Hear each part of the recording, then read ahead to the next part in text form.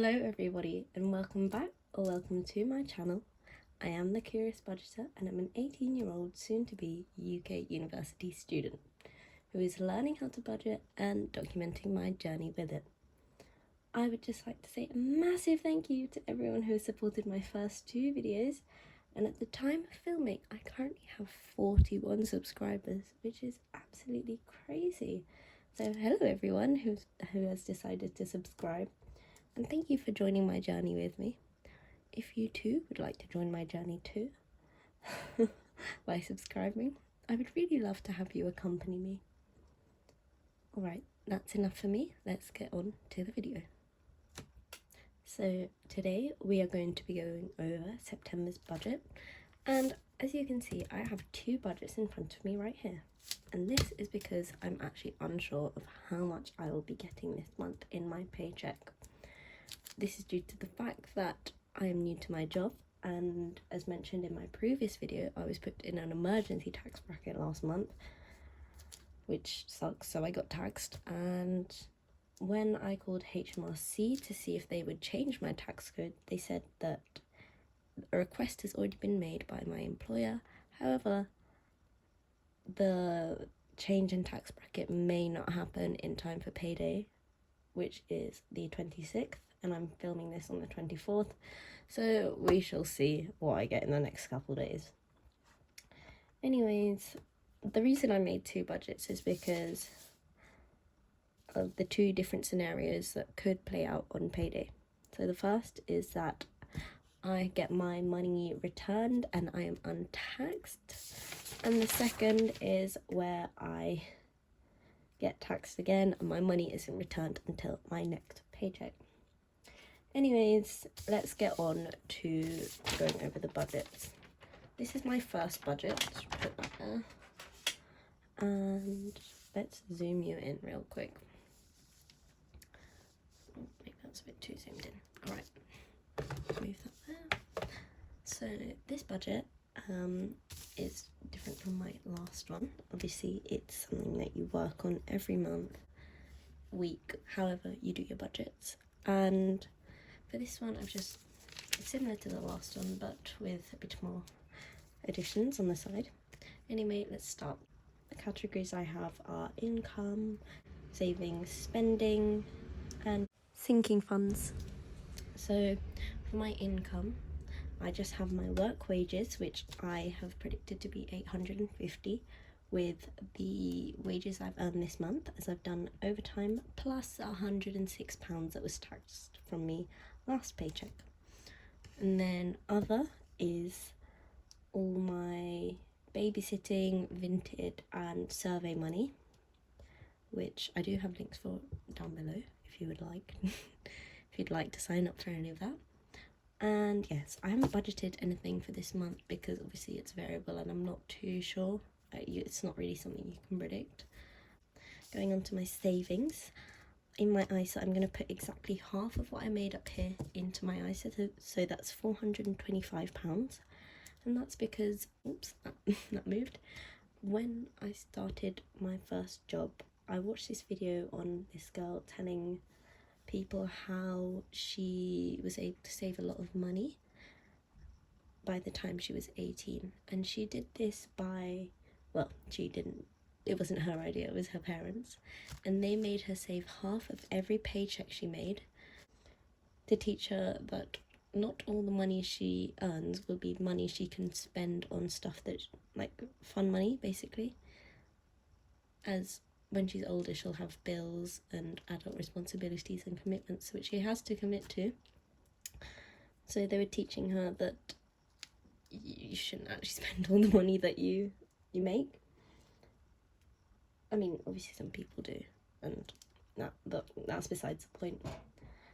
But yeah, when she was 18, I think they let her access her account with all of the money that she saved, and she saved half of it. And she was really surprised at how much she was able to save, because just by saving half of her paycheck. And yeah, that's what I've been doing since I started working, and I think this £425 deposit, once it's payday, will actually get me past my £5,000 in my emergency fund, which is really, really fun. And I'm really excited because I think then it will be fully funded. I'm not too sure if I want to keep going or I want to start saving for something else, like a rainy day fund, which is for like smaller emergencies, but not really emergencies. But yeah. And then my stocks and shares ISA is getting £25, which is a direct debit that comes out of my account on the 1st of every month, which is very fun. And so the total for that is £450, and we have 400 remaining. Spending is something that has been upgraded since last time. Oh, let's move that now. I don't know why I keep shifting it. As last time it was very vague and it just said self, and I thought to myself afterwards, how are you going to track what you're spending if they're not actually in categories and you don't budget for each category?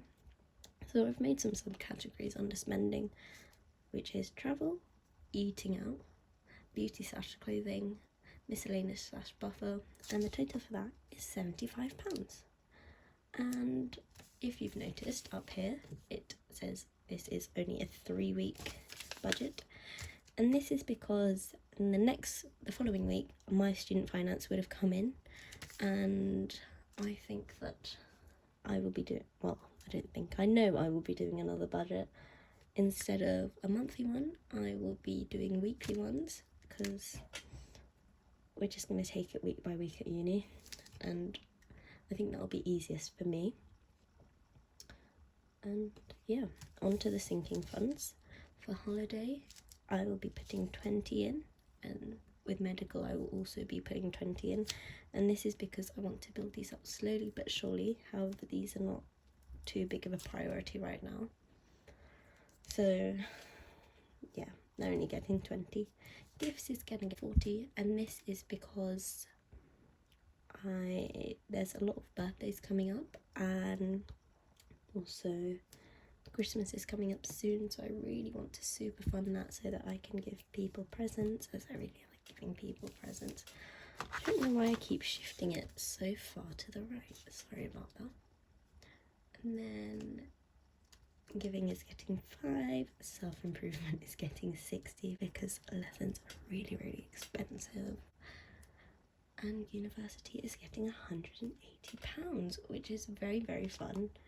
My goal for my deposit is 300, so with the 100 that I saved last month, I will have 280, which is only £20 short of my deposit, which I need. So I will actually just be taking the £20 from my emergency fund and then transferring it over into my current account, and then I can pay for my deposit. And then that is 325, and that is 0 remaining. If you wanted to see the percentages, because I was shifting from side to side for the majority of my explanation, here it is. Okay, and let's go on to the second budget. So this second budget is obviously less ideal, as you can see from the difference in our wages. That is how much, that's 260 I think, I don't need the calculator. And yes, that is a very, very big drop in income, and honestly at this point I'm really unsure. It could go either way, it's 50-50 really, but yeah. I have £590 in this budget to spend, so my allocation has been more strict. So let's go through it. So work, I'm getting £590. Other is still unknown until payday. So the total is £590. My ISA is getting exactly half of that, so that's £295. My stocks and shares ISA is getting £25. So in total it will be getting £320. Oh, I'm doing it again. The remaining is £270. Travel is getting 25. All of this is basically the same as the last one because I don't really want to deprive myself of fun because it is my last couple of weeks before uni. So that's just going to stay the same. thinking funds is where it has taken the biggest hit though. Holiday is getting nothing, so is medical also getting nothing, and that's because they are quite low priority at the moment. But gifts is getting 25, less than the other one, but more than some other things. As mentioned, birthday's coming up in between Christmas, and I do want to fund for Christmas, which is, yeah, it's very important to me. Improvement is getting 20, as that's really the most I can spare at the moment. For driving lessons, that's almost one driving lesson, not really, but you know. And university is getting £150. Total of that is 195, and university, same thing. First budget where I was £20 short. Here I have 250, which is including the last month's £100 saved, and I'm just going to take £50 from my brain fart emergency fund. And yes, also a note about these sinking funds: when it comes to stuffing these two, I will most likely be moving them digitally into something like Hyperjar, Monzo or Starling, because I got this comment on one of my last videos saying how I could actually earn interest on them, and yeah, and personally I think they'd be easier to access because I can access them from anywhere with Wi-Fi, and yeah, I just thought it was a pretty cool idea, which I will be doing soon. So that's all for me. Thank you for watching, and if you like this video, please like and subscribe, and hopefully I'll see you in my next one. Bye!